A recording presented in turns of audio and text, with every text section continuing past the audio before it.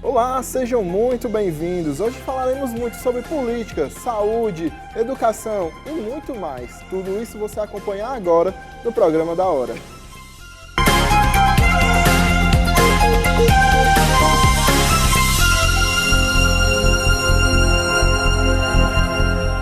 A TV União não se responsabiliza por conceitos, falas e diálogos entre os convidados em debates nos programas veiculados na grade.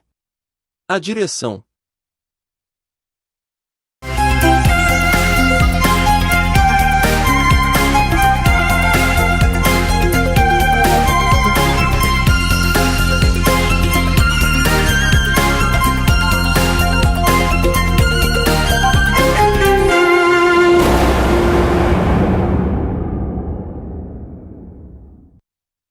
Olá, o da Hora dessa terça-feira está no ar. E comigo na bancada de toda terça, nosso convidado especial, Fábio Tágera. Tudo bom, Fábio? Tudo bom, Gabriel? Sempre um prazer estar aqui. Hoje tem muito assunto legal, economia, saúde e a boa e velha política.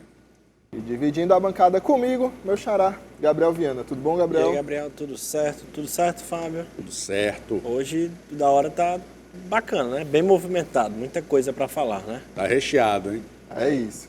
E vamos começar falando que na tarde da última segunda-feira, a ACC reuniu sua diretoria para tratar da criação da Câmara de Economia Circular. A Associação Comercial do Ceará, instituição mais antiga do estado com 157 anos de história, vem trabalhando no desenvolvimento de ações voltadas para aperfeiçoar o processo de beneficiamento de lixo reciclável, uma medida que irá promover educação ambiental, reaproveitamento e incentivo à coleta seletiva de lixo. A reunião definiu a criação de uma Câmara de Economia Circular, que irá ser presidida pelo empresário Francisco Silva Filho. A ideia é promover debates desenvolvimentistas elevado à qualidade das ideias sobre sustentabilidade e negócios, promovendo a interação com outros setores da sociedade, além da colaboração em questões tributárias. Segundo o presidente da Associação Comercial do Ceará, João Porto, as ações irão acontecer de forma sequenciada. É isso, a Associação Comercial do Ceará é a instituição mais antiga do estado e ali congrega empresários e pessoas da sociedade civil organizada que querem promover um grande debate agora voltado para a questão ambiental e os negócios. Essa associação que precisa acontecer de forma equilibrada, de forma dinâmica. Então, João Porto, que é o presidente da associação, vem promovendo aí as primeiras ações. Ontem foi a aprovação da criação da Câmara de Economia Solidária e essas ações elas vão promover aí um intercâmbio, uma interação com os poderes públicos e também com a iniciativa privada no sentido de levar essa boa relação do desenvolvimento sustentável, através da preservação ambiental e também das questões econômicas. Vamos aguardar aí novas ações da associação. E eu até mencionei essa notícia no News de hoje, no nosso União News, que daqui para 2050, muitas cidades no mundo todo irão passar pelo menos um mês de calor extremo. Calor extremo que é acima ali dos 35 graus, de acordo com a pesquisa do The Washington Post, juntamente com uma ONG. Claro, a gente está falando de cidades no mundo todo, mas a gente tem que começar a fazer nossa parte aqui, na questão micro, nas cidades, para depois ir carregando esse exemplo. Então é muito importante a sustentabilidade nesse caso, né, Fábio? Não tenha dúvida, ações como essa precisam ser trabalhadas, né, pelas associações, pelas empresas, exatamente para minimizar esse efeito aí, que é devastador. E, aliás, a gente já sente isso no dia a dia, né? Nós estamos vivendo aí um momento de calor extremo e esses debates em torno da sustentabilidade, da reutilização do lixo, né? Do que pode ser aproveitado, é uma pauta de extrema importância, claro, associando isso a questões econômicas, tributárias, que precisam ser obedecidas e estabelecer uma boa relação. É isso, tributárias, a gente sabe, tem a famosa taxa do lixo também, por exemplo, né, que nos últimos meses rendeu muito bons pano para debates manga aqui no Da Hora, né? Contestação e bons debates. É isso. Agora a gente vai falar de saúde, porque o câncer se destaca como uma das principais causas de mortalidade nas regiões do Sertão Central e do Litoral Leste aqui no Ceará. De acordo com dados do governo do estado, essas áreas enfrentam desafios significativos relacionados à saúde devido à dependência de hospitais de alta complexidade em Fortaleza para o tratamento de pacientes com câncer. As neoplasias ocupam a segunda posição em termos de mortalidade. Essa classificação se manteve constante nos anos de 2017 a 2019 no Sertão Central e em 2018 e 2019 no Litoral Leste.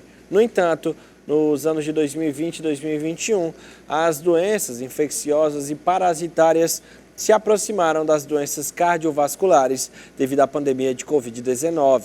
Esses números destacam a necessidade de recursos e infraestrutura de saúde adequados nessas regiões para enfrentar o desafio do câncer e melhorar a qualidade de vida da população. A gente sabe que o câncer é uma doença devastadora, que em alguns casos, muitos casos até, é difícil de já ser feito algo pelo paciente com uma estrutura boa. Sem ter essa estrutura, complica ainda mais, né, Fábio? Sim, com certeza. A gente consegue, infelizmente, identificar o aumento de casos de câncer na questão dos municípios mais distantes de Fortaleza, da região metropolitana, dos centros mais avançados de saúde. O que é que o governo do estado deve priorizar agora nesse momento? Buscar criar nesses hospitais regionais uma estrutura de tratamento de câncer, né, de identificação e acompanhamento e tratamento do câncer ali nesses hospitais regionais, que tem uma estrutura física aí respeitável, tem as estruturas modernas, suas instalações são modernas, mas precisa melhorar essa questão dos tratamentos, né? É preciso melhorar essa questão do atendimento de saúde, da continuidade dos procedimentos de saúde, porque as pessoas precisam ser tratadas próximas às suas casas. É melhor, os estudos comprovam que com o deslocamento para outros centros, o mal-estar do paciente é muito grande. Então ele sofre ali no transporte, as estradas geralmente estão ruins, os trânsitos, quando vai chegar na região metropolitana, é muito grande, e ali quem está sofrendo com dores e dores de câncer, piora, né, o estado de saúde. Então, quanto mais houver aí um entendimento da distribuição das estruturas de saúde, das estruturas de serviço de saúde nos hospitais, criando departamentos especializados também no tratamento de câncer, melhor a capacidade de atendimento, de tratamento e salvar vidas, que é o principal. O câncer, em alguns casos, tem cura, tem um acompanhamento mais permanente depois. Agora, precisa acontecer em loco, precisa acontecer nesses hospitais que estão aí disponíveis e que precisam trabalhar na sua capacidade total. Porque a gente sabe, uma quimioterapia, uma radioterapia, são procedimentos que desgastam demais físico e mentalmente o paciente e também a família. A família também. E além disso, você ter que sair do seu interior para se deslocar diariamente ou semanalmente, é complicado, né, Fábio? Muito complicado. É uma questão que precisa ser muito bem avaliada. Além do câncer, outras questões de saúde também, como pacientes que precisam fazer hemodiálise. Muitas vezes tem que sair do interior do estado para vir para Fortaleza para esse tratamento que precisa ser feito semanalmente. Aí você imagina o desgaste, né? Então é preciso um somatório de forças aí, tanto do governo do estado como os municípios, mesmo os municípios passando por um momento difícil de diminuição dos seus fundos de participação, e uma ação conjunta também com o governo federal, para que se promova essa integração dos poderes e se crie mecanismos de saúde mais específicos, mais eficazes, que vão ali minimizar o sofrimento do cidadão que precisa de um tratamento mais intenso. Tanto no câncer, como a questão do câncer, como em outras doenças que exigem aí um acompanhamento da medicina mais de perto. Sem contar, Fábio, da evasão, né, desses E ainda tem esse detalhe, muito bem lembrado. Vem para a capital em busca de um tratamento e acaba superlotando os hospitais locais, né? Superlotam os hospitais aqui em Fortaleza, principalmente, e também tem a questão de muitas pessoas abandonarem os seus tratamentos, por conta da dificuldade do transporte, dessa dificuldade que você falou, da superlotação. Então, são N fatores que precisam ser trabalhados para que o cidadão, o paciente, fique na sua área administrativa, na sua região administrativa.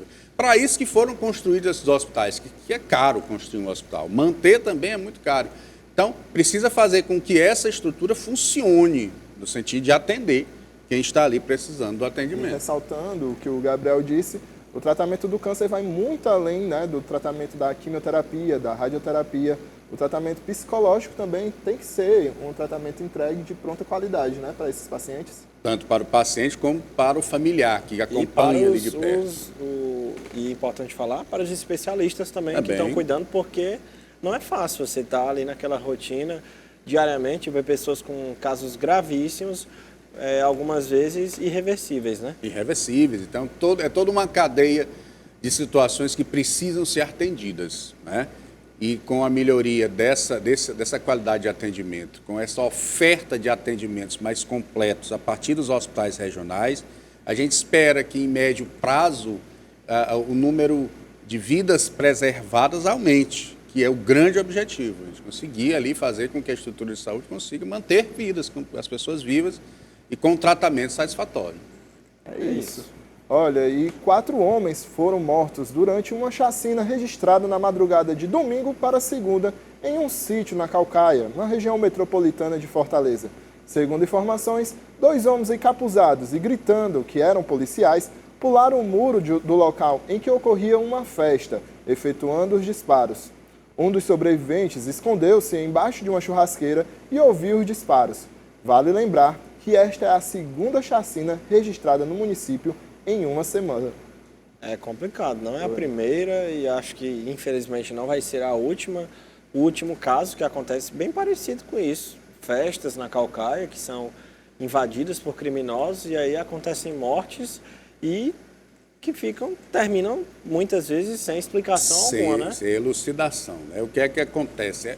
São questões como essa que a gente, como sociedade, não consegue entender. Ao longo dos últimos anos e dos últimos meses, ou seja, cotidianamente, a gente se depara com chacinas, com atos violentos como esse na cidade de Caucaia, uma cidade tão importante da região metropolitana de Fortaleza, de um potencial turístico, econômico muito forte, com presença muito forte na economia do Estado, mas que, infelizmente, parece ser o principal caminho para as ações violentas do crime organizado. Ou seja, aí foi uma invasão de uma festa privada numa casa, ou seja, uma ação de execução, um crime pré-agendado, né? Um crime planejado que, infelizmente, as forças policiais e as forças de investigação policial não conseguem detectar, não conseguem se antecipar a esse tipo de ação e a população fica à mercê do domínio do poder paralelo, que é o que mais acontece. A gente vem falando sobre isso cotidianamente aqui na bancada do Da Hora, a gente vem batendo nessa tecla do avanço do poder paralelo, na dominação dos espaços. E municípios como Caucaia, por exemplo, é um dos que mais sofrem com isso, tá? Então, fico alerta aí às forças de segurança pública, o governador Elmano de Freitas, que vem promovendo aí uma grande reengenharia, uma grande reorganização das estruturas de segurança no estado de Ceará, promovendo concurso, promovendo chamamento de concursados e agora, por último, aí uma ação mais forte com relação à Polícia Civil, que há muito tempo aí estava sem amparo. Então, a gente espera que essas ações coordenadas pela Secretaria de Segurança venham a surtir um efeito em médio e longo prazo, promovendo sensação de segurança à população do estado de Ceará como um todo, mas em especial em Caucaia. A gente diz em especial em Caucaia porque os números são claros e incontestáveis, né? Ao longo dos últimos anos, a promoção da violência pelo crime organizado naquele município é absurda. E, pasmem, muitas vezes a Polícia Militar realiza blitz nas avenidas principais da cidade de Caucaia. Meu povo, qualquer um sabe que o bandido não vai passar pelas avenidas principais. O bandido, o meliante, o cidadão, o elemento que está ali armado, com a arma raspada, não vai passar por avenida principal, meu povo. Vai andar ali, infiltrado, ali no Itambé, ali no Parque Putira, na própria Jurema, vai estar infiltrado nesses bairros. Então, as ações de repressão de segurança pública precisam acontecer dentro dos bairros, nas vielas, nas ruas localizadas paralelas às grandes avenidas. Qualquer um sabe disso. A gente acredita que a estrutura de segurança pública no estado de Ceará também saiba, só falta agir. É isso. E no último sábado, funcionários da empresa Ascender, terceirizada pela Enel, paralisaram suas atividades em Quixadá por tempo indeterminado. Os trabalhadores estão reivindicando o pagamento de salários que estão atrasados e outros direitos que não estariam sendo honrados pela empresa. De acordo com informações, mesmo com a greve dos profissionais, os serviços da Enel não foram comprometidos e continuam sendo realizados por trabalhadores da própria empresa. A empresa não se manifestou sobre a paralisação e nem sobre o atraso no pagamento dos funcionários. Mais um problema aí com a nossa querida Enel, né? A nossa querida Enel, que eu não conheço um cidadão na face dessa terra que tenha seu serviço de energia pela Enel, né, oferecido pela Enel, que não tenha problemas, né? Essa questão da arrecadação milionária dessa empresa e que, pelo jeito, não está pagando as suas empresas terceirizadas, as empresas que são contratadas para prestar serviço nos municípios, né? Então, o que é que acontece? Falta dinheiro, Gabriel? Será que falta dinheiro? As contas são absurdas? Aparentemente não, né? Aparentemente não, as contas são absurdas, a gente não consegue entender ali o consumo, cada mês é um consumo diferente, e a gente tem a convicção de que não extrapolou o uso de energia em casa, e se a gente abrir o WhatsApp só para Enel, aí vai queimar até o chip, queimar até o... Coitado do Gabriel. Coitado do Gabriel que tem que receber isso aí, porque são queixas diárias, absurdas, e que não tem nenhuma resposta da própria empresa, não tem nenhuma resposta de quem, das ouvidorias lá que eles colocam à disposição, e agora não estão pagando as empresas terceirizadas que prestam serviço de cortar energia, de ligar, e esses profissionais estão aí parados sem receber seus salários, têm suas famílias, têm suas contas para pagar, inclusive tem a Enel para pagar nas suas casas, e aí não tem explicação. Eles não estão atrasando o salário dos funcionários, mas eu tenho certeza que se esses funcionários atrasarem As suas duas ou contas. 3 contas de luz, eles vão estar lá Estão cortando com um, hein? cortando, né? Estão cortando com um, é um absurdo, não tem uma manifestação. Existe uma CPI aí na Assembleia Legislativa para tratar dessas questões da Enel, e a gente espera realmente que isso funcione e que a população tenha uma resposta do poder público ali da Assembleia, em parceria com o governo do Estado, para que se tome algumas posições com relação à Enel, porque é escravizador. Um caso como esse mostra que a privatização é sim um bom caminho, mas que se não tiver a concorrência, de nada adianta? De nada adianta, porque se eu tenho um determinado monopólio, ou se eu domino 80%, 90% da distribuição de energia, eu pinto e bordo com a cara do cidadão. Eu pinto e bordo com a cara do contribuinte, eu faço do jeito que eu quiser, eu corto com uma conta atrasada e eu não tenho justificativa. Porque se você não não tiver o serviço da Enel, vai ter de quem? Vai Exatamente, ficar sem energia, vai né? ficar sem energia. Então, ou você escolhe, ou é mal atendido, ou fica sem energia. Fica sem energia. Então, essa é Como a a gente não realidade. vive na idade da Pronto, pedra. você matou a charada. Essa é a triste realidade social. Ou você tem um serviço de péssima qualidade e caro, ou você não tem nada, tá? Então, o que a gente vê é a necessidade de se pensar em alternativas de energia. Existe aí as placas de energia solar que estão cada vez mais se popularizando. É importante que se diga isso. A energia solar começa a fazer parte de um debate econômico nas famílias. As pessoas estão começando a pensar na possibilidade de se projetar para ter sua energia solar. Mas até essas estão querendo tributar e até essas dependem também de liberação da Enel. Então, Você nós falou, estamos entregue aí. O Ceará, falando aqui específico do Ceará, é um local onde tem diversas fontes de energias extra, além As da... limpas, E renováveis. Isso, e renováveis. E é um dos estados que a conta de energia vem mais alta, né? Então, como é que a Enel explica essa situação e aí, situações como essa que ainda atrasa o salário de funcionários, né? Pois é, essa questão é absurda. É a questão desse monopólio, né? É a questão dessa dominação do mercado, e não é interesse deles que essa questão das energias alternativas avance. É o que a gente pode perceber, não é interesse da Enel. Existe uma frente parlamentar ali na Assembleia, presidida pelo deputado estadual Bruno Pedrosa, que trata especificamente sobre o avanço das tecnologias de energias renováveis. né? São projetos, são ideias que estão ali sendo debatidas para que se exista realmente uma popularização das energias renováveis no Ceará.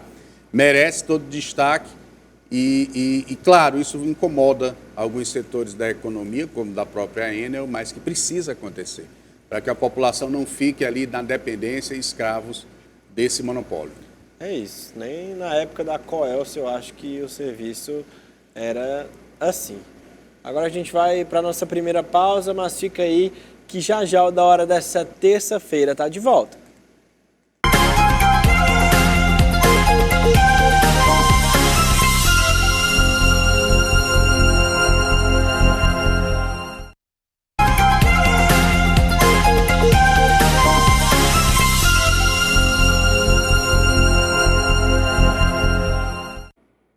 Da hora dessa terça-feira está de volta. E o Ministério Público do Estado do Ceará, por meio da Promotoria de Justiça de Boa Viagem, recomendou ao prefeito do município a criação em até 180 dias de casa-abrigo para acolher mulheres e seus dependentes que estejam em situação de violência doméstica e familiar.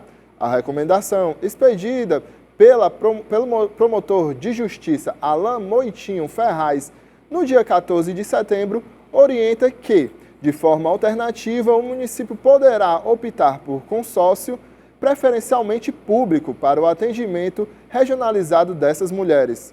O documento recomenda ainda a implementação do Conselho Municipal dos Direitos das Mulheres, com estruturas, recursos humanos e materiais necessários ao seu funcionamento.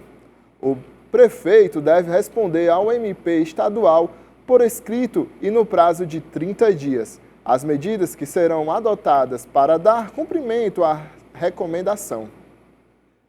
Uma iniciativa muito boa, né, para mulheres nessa situação, né? Muito boa. Os números de violência contra a mulher só crescem, apesar das campanhas, apesar das estruturas de vigilância, os números crescem, né? A violência contra a mulher, infelizmente, vem crescendo nos municípios.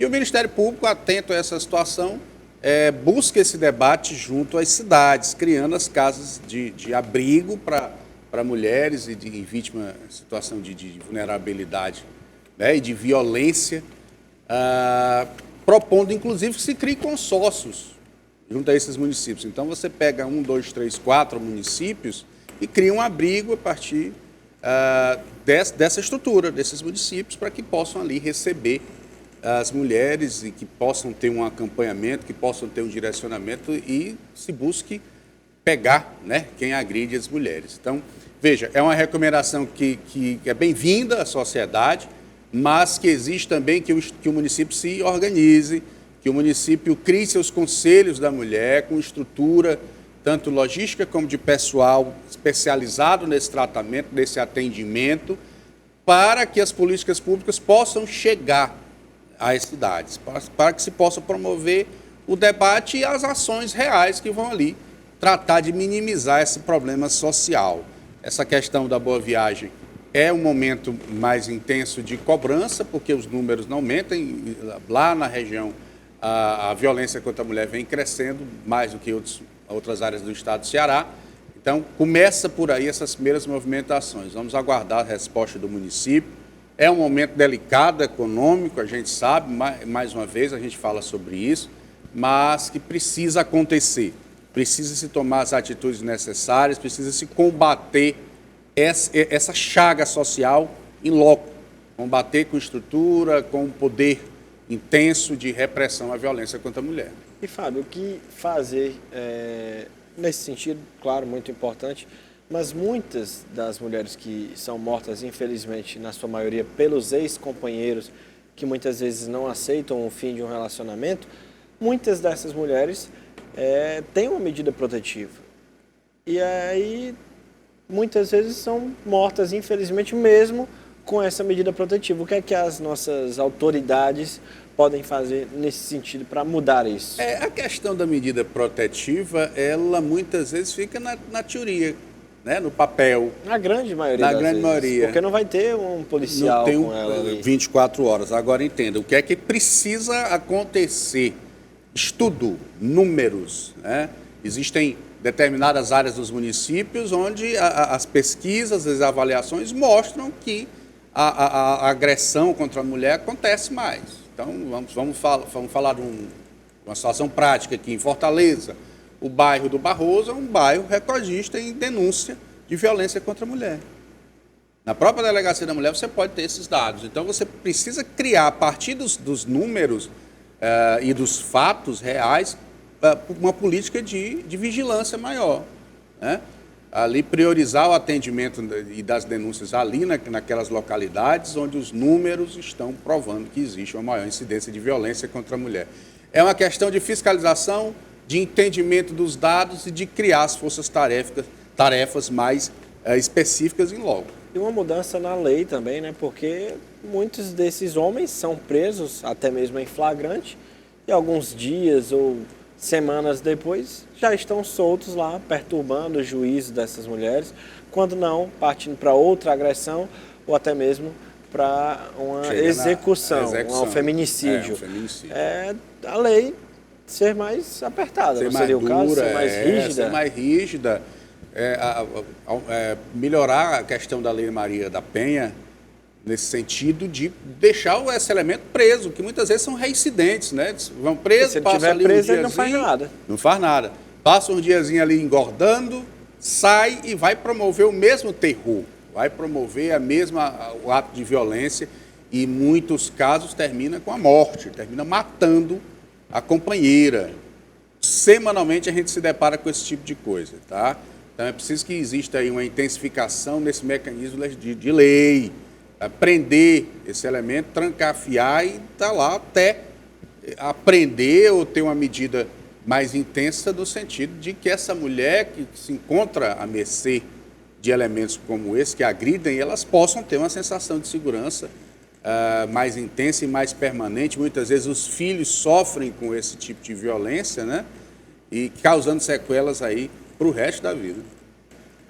E agora a gente muda de assunto e vamos falar que o governo federal, juntamente com a Caixa Econômica Federal, anteciparam o pagamento do programa Bolsa Família de 97 municípios do Rio Grande do Sul, que foram atingidos pelos desastres naturais. Os beneficiários tiveram o pagamento antecipado para ontem, independentemente do final do NIS. As famílias receberam o benefício através do aplicativo Caixa Tem em conta poupança social digital e podem movimentar os valores pelo aplicativo sem a necessidade de ir até uma agência. Para quem está em casa ficar por dentro, para quem recebe benefícios do governo federal, é de acordo com o final do NIS, né? É como se fosse o licenciamento da placa do seu carro. O número final da placa é o mês que você paga. Só que aí, no caso, é com as semanas do mês, só para dar uma referência. E aí, anteciparam esse pagamento por conta infelizmente, da catástrofe que aconteceu lá no Rio Grande do Sul, né? Aconteceu no Rio Grande do Sul, importante, uma situação, né? Claro, uma situação emergencial que precisa desse suporte. As famílias perderam. Tem família que perdeu tudo, né? E aí você imagina essa situação de calamidade que se mantém. Passou a catástrofe, mas a calamidade se mantém, exatamente por conta da desestruturação física, né, das famílias, e é importante essa ação do governo federal de antecipar a liberação desse auxílio para que as famílias possam ter aí um mínimo de conforto, para se alimentar, enfim, para criar situações que possam ali promover pelo menos um norte de colocar a sua vida no lugar. Uma ação emergencial importante que merece aí o apoio da sociedade brasileira. Muitas pessoas ainda desalojadas ou desabrigadas. Você, Fábio, como gestor, você como governador do Rio Grande do Sul, até mesmo presidente do país, que atitudes você tomaria fora essa antecipação do Bolsa Família? Além dessa antecipação, que é muito importante, a gente tem que começar a promover a reconstrução das ações, né? Principalmente das empresas da cidade, Principalmente das empresas e também do conjunto da população que aí perdeu tudo. É uma ação emergencial de gestão que precisa caminhar paralelo. O governo federal, o governo do estado, os municípios não, porque os municípios aí estão sufocados economicamente, mas de promover ações de integração voltadas para atender essas pessoas, para abrigar essas pessoas em uma condição humana mais digna, né? E aí promover uma série de debates, inclusive trabalhando com a iniciativa privada maior, o terceiro setor, buscando essas construções, buscando construções alternativas, que existem novas modalidades de engenharia alternativas em tempo hábil que pode promover aí essa alocação. São medidas que precisam acontecer e não se tem muito tempo para planejar, por conta do estado de calamidade, mas que precisam acontecer para dar ali um alento a essas famílias. É isso. E falando agora de segurança, porque o município de Aracoiaba vive um clima de medo, insegurança e caos. Os moradores que residem na sede do município e na zona rural só saem de casa o necessário e mesmo assim com muita tensão. Tudo por conta da total ausência de estrutura de segurança, seja geridas pelo município ou pela polícia militar. Um caso de latrocínio aconteceu na madrugada do último sábado, onde um jovem de nome Wesley, de aproximadamente 22 anos, foi assassinado nas proximidades do cemitério público do município. Os suspeitos tomaram a moto do jovem e depois o assassinaram, causando revolta nos moradores do município. As autoridades locais, lideradas pelo prefeito Tiago Campião, não apresentaram nenhuma ação real para minimizar os índices de violência no município, o que causa indignação na sociedade de Aracoiaba. É mais um caso de violência extrema que amedronta a sociedade, né? O município de Aracoiaba é um município simpático do estado do Ceará, que tem à frente ali o prefeito Tiago Campelo, vive dias de caos e de medo, onde as pessoas realmente estão à mercê das ações do crime, que parece que cada vez mais domina esse município. E aí a gente não vê uma contrapartida da gestão municipal, porque, veja, segurança pública é dever do Estado, mas cada vez mais o papel do município em estratégias de segurança pública precisam acontecer, através de uma melhoria na qualidade de serviço das guardas municipais, através de uma interação com os poderes outros, né, com o governo do Estado, um vídeo monitoramento correto, coerente, buscar as alternativas reais para estabelecer ali um bom debate em torno da segurança pública.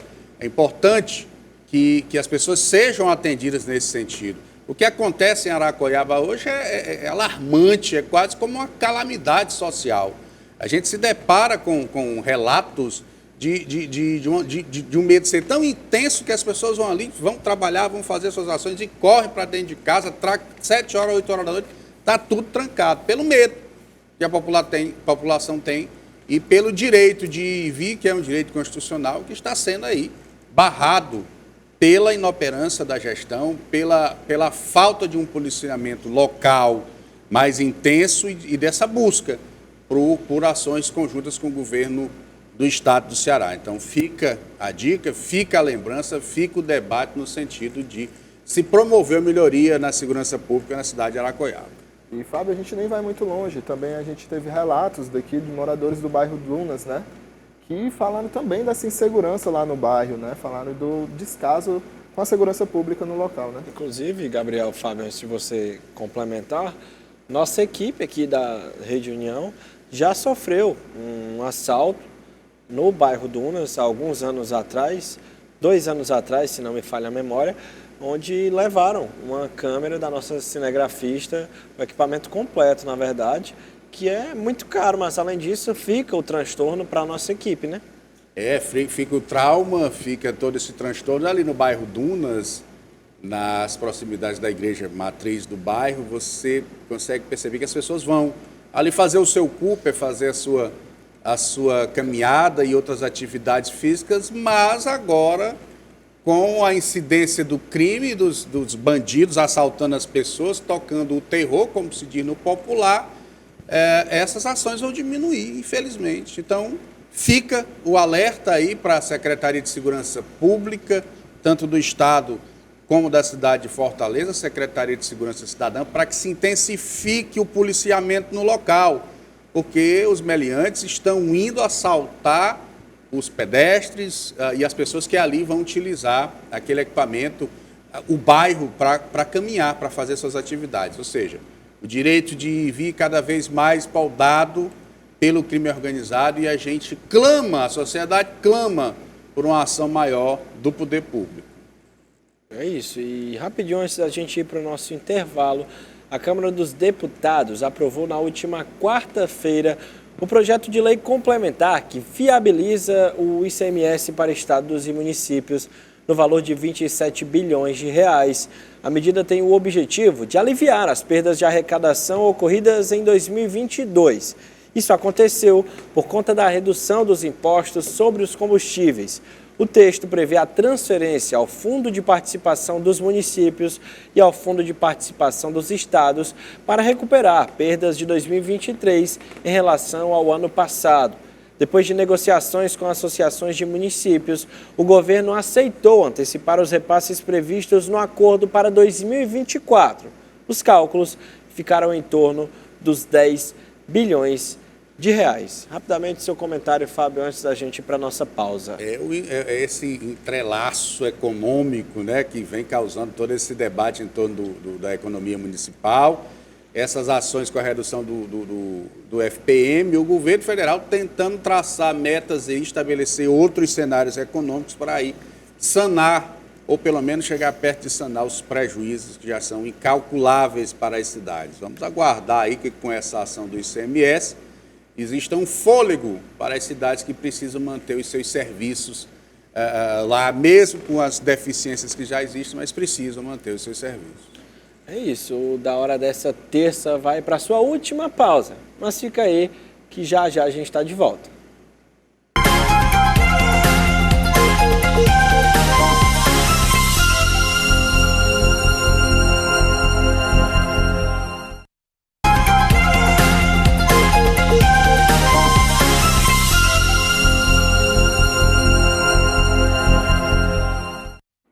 E o Da Hora dessa terça-feira está de volta.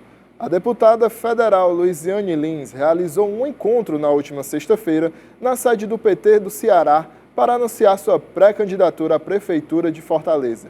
O evento contou com várias lideranças políticas e parlamentares petistas, ao lado do secretário de Articulação Política do governo, Valdemir Catanho. A parlamentar reafirmou sua disposição para voltar à administração da capital cearense. Mais uma vez, Fábio, esse jogo político que vai ser próximo ano nessas eleições à prefeitura. E que já vem se intensificando, né, cada vez mais, a cada semana, as discussões e os debates políticos vêm acontecendo de uma forma muito intensa. E a Luiziane Lins, que já foi prefeita de Fortaleza, da primeira eleição, eu me lembro bem, contra tudo e contra todos, ela conseguiu aí ser eleita prefeita de Fortaleza, desenvolver uma gestão prática, objetiva, e que coloca seu nome à disposição do partido, mais uma vez, para aí fazer parte, compor os debates em torno da sucessão municipal. O PT tem toda uma história política na cidade de Fortaleza e com essas raízes, com essas identificações com o movimento social, principalmente aí, vem pautar os debates em torno das ações que precisam acontecer na nossa cidade. Fortaleza é uma cidade gigantesca, como a gente sempre fala aqui toda semana, e precisa ser debatida de dentro para fora, de fora para dentro, nas suas demandas e nos apontamentos de possíveis soluções. Esse é realmente o grande foco do debate e que os candidatos devem aí se organizar nesse sentido, e Luiziane coloca mais uma vez o seu nome à disposição para aí compor essas falas, compor esses debates, tendo como orientação a base, o movimento popular. E temos também o nome do Evandro Leitão, que pode também, deseja se candidatar pelo Partido dos Trabalhadores. Como é que fica toda essa situação? É toda uma novela, né, que acontece dentro do PDT e do PT. Evandro estava afiliado ao PDT, o presidente do PDT, André Figueiredo, não reconhece a saída do Evandro Leitão, do deputado Evandro Leitão, e aí fica todo esse jogo obscuro de vai, não vai, tá dentro do PT, não tá, esses entrelaços, mas o Evandro, em se concretizando a sua filiação ao PT, deve aí promover também um debate nas prévias do partido e na convenção, e aí quem decide são os filiados, cenas do próximo capítulo. Então as eleições já começam antes mesmo da ida do eleitor às Da urnas, ida do né? eleitor lá para o sinozinho da urna eletrônica, né? Ou seja, é como eu sempre digo, um processo eleitoral ele acontece pelo menos 1 ano e meio antes da eleição propriamente dita, antes do ano eleitoral. Os debates, as construções e as articulações políticas, elas já acontecem bem antes. E aí, quando chega no processo eleitoral propriamente dito, as bases já estão bem ordenadas e a população vai ter uma noção do que é melhor para a cidade. Luiziane que já lançou até seu próprio jingle, né, da próxima candidatura. Isso, Da possível candidatura, né? Pois é. E você não acha que essas eleições do ano que vem já começaram até mesmo antes, sem ser 1 ano e meio, na disputa eleitoral do ano passado, com a rixa entre PDT e PT? Com essa ruptura, né? Essa ruptura que vem aí pautando as redações políticas há realmente, como você disse, há mais de 1 ano. E esses caminhos que não se encontram mais, esses dois partidos que até então tinham as suas aproximações, isso não se organizam mais, não se tem mais nenhum tipo de aliança, o que irá promover aí um debate acirrado em contramão de tudo isso. Wagner aí vem se mostrando como pré-candidato também à Prefeitura de Fortaleza para apimentar mais ainda o debate. E esse tipo de discussão é importante para nós, eleitores, né? O que a gente espera é que o processo de campanha política seja desenvolvido de uma forma ordenada, de uma forma pacífica, sem aqueles ataques que nós conhecemos bem, que na verdade não servem para absolutamente nada. O que é importante para a sociedade, para os eleitores, entender os posicionamentos políticos e de olhar para a cidade, de qual a visão que o candidato tem da cidade, do que é que precisa melhorar. Nós pautamos na semana passada a história dos ônibus elétricos que o prefeito quer adquirir com um orçamento de 50 milhões de reais. Será que isso é importante para a cidade?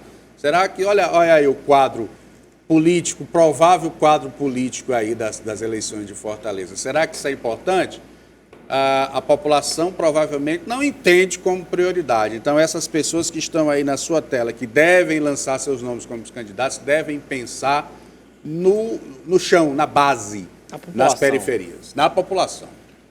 E falando ainda de eleições, nesse ano, pela primeira vez, serão usadas urnas eletrônicas em todo o território nacional. Os equipamentos serão emprestados pelos 27 tribunais regionais eleitorais, que também treinarão os mesários e cederão suas listas de eleitores para as comissões eleitorais. E aí, Fábio? As urnas eletrônicas, as polêmicas urnas eletrônicas, né, estão aí. Na eleição de Conselho Tutelar, para quem não sabe, o Conselho Tutelar é o primeiro órgão de apoio à criança e ao adolescente que vive situação de vulnerabilidade, de risco, né? Crianças que são aí violentadas, crianças que passam por assédio, muitas vezes até dentro da família. Então, o Conselho Tutelar é o primeiro mecanismo público que dá amparo a essas crianças. Então, a importância de uma eleição como essa é exatamente para se escolher os conselheiros tutelares de cada área da cidade de Fortaleza que vão ali traçar as ações de averiguação e de proteção da criança. Então, com o mecanismo de urnas eletrônicas, a gente espera que o processo eleitoral ele avance, né? Nessa questão do Conselho Tutelar. Não é uma eleição obrigatória, o eleitor não tem a obrigatoriedade de ir votar, mas é importante conhecer os candidatos, é importante conhecer o papel do Conselho Tutelar e se fazer presente na urna. Ressaltando justamente isso que você disse, Fábio, a importância de você de casa ir atrás de votar no seu conselheiro tutelar. Pesquise antes, veja quem você se identifica com as propostas e vá votar, vá exercer seu papel. Para quem não sabe, Fábio, como é que ele pode ir atrás de votar, como é que ele deve ir? Procura o próprio TRE, tem as informações, no site do TRE Ceará você encontra todo o local de votação, os procedimentos, o horário da votação. Lembrando que esses candidatos a conselheiro tutelar eles passaram antes por um processo seletivo para mostrar que conhecem o Estatuto da Criança e do Adolescente, né? São questões bem diretas para o entendimento da população. Ou seja, quando ele está ali com um número para ser candidato a conselheiro tutelar, ele passou por uma prova ali de conhecimento sobre o ECA, Estatuto da Criança e do Adolescente, ou seja, estão preparados para assumir a função e ali traçar as ações de proteção à criança e ao adolescente. Então, no TRE você consegue as informações do local de votação, tudo direitinho, e é uma eleição que eu considero de extrema importância. E muita gente pode até pensar, quando é que eu vou precisar de um conselheiro tutelar? Mas é muito importante, né? A função dele para a sociedade. É importante demais, até porque violência contra a criança é muito, assim, mexe com toda a sociedade. É muito cruel. Muito cruel, é covardia pura. Então é importante que a gente tenha esse equipamento funcionando e funcionando com conselheiros capacitados que sabem a abordagem, sabem como agir. Quando precisa da força policial, já chama a força policial. Os conselhos tutelares hoje têm uma estrutura logística de funcionamento, tanto com transporte, como equipe de pessoas que estão ali aptas a atender a população, a conhecer de perto os cenários. Geralmente são cenários de uma vulnerabilidade social tremenda, são cenários aí que os pais muitas vezes são alcoólatras, estão no vício da droga e deixam as crianças só, e é preciso que se entenda o papel do Conselho Tutelar como a primeira ferramenta de apoio e de suporte à criança. É uma eleição importante, é importante que a sociedade tome conhecimento desse processo eleitoral e que vá votar, conhecendo bem os candidatos. É isso, muito importante. Fábio, antes das nossas considerações finais, vamos dar nossos alôs para a audiência, né, Gabriel? É assim, ó, com você, Fábio, hoje. Olha aí. Olha aí, que honra. O bairro de Lourdes, né? Pronto. É. O Zezinho aqui. O Zezinho da churrascaria, o Zezinho lá do Mundo Bem, almocei lá domingo, comida maravilhosa. Dr. Germano Lima, o repórter Erivaldo Santiago e meu amigo João Porto, da Associação Comercial do Ceará. É isso, muita gente acompanhando. Caso você também queira mandar o seu alô aqui para o Da Hora, aqui para a Rede União, tá na tela, é o 981010984. Fale com a gente, mande a sua opinião, diga se está gostando, se não está gostando, se quer se quiser fazer uma denúncia também, é muito importante e a gente aguarda a sua contribuição. Fábio, muito obrigado pela sua presença nessa terça. Suas considerações finais, por favor. Só agradecer mais uma vez a participação nessa bancada, a bancada construtiva, que trata da informação coerente, da informação sem fake news e do bom debate sobre serviços públicos. É isso. Gabriel, meu xará, muito obrigado. Até a próxima, né? Até a próxima. Muito obrigado pela sua audiência. E dizer que você participe com a gente do programa Da Hora através do nosso WhatsApp ou das nossas redes sociais. Um forte abraço e até a próxima. É isso. Agora você fica com o programa do Ferreira Aragão e depois Esporte União. Até a próxima. Tchau, tchau.